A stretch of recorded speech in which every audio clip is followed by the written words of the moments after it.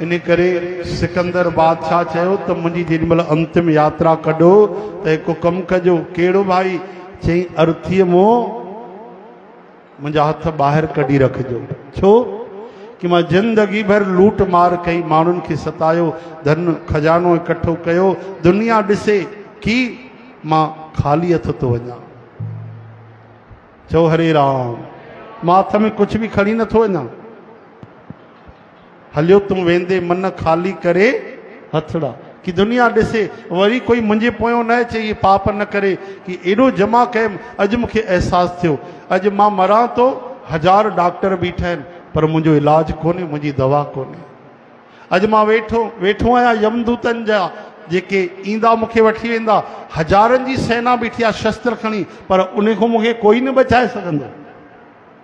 हितों जो कोई अचे दुश्मन त वेठा आहिनि लड़ाई कनि, पंहिंजी जान ॾेई करे मूंखे बचाइनि, पर हो जेके भगवान जा दूत ईंदा उन खां इहे लखनि जी सेना बि मिली करे मूंखे बचाए नथी सघे।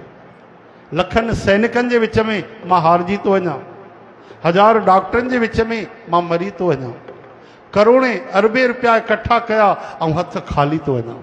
अंतिम समय इहो कमु बढ़िया करे हो सिकंदर। जिंदगी भर तो उन्हें पाप कया, लेकिन अंतिम समय होश आयो, पाण जहिड़नि जे लाइ वो ज्ञान ॾेई कि ॾिसो भाई मथे कुछ भी न वेंदो। चओ हरे राम।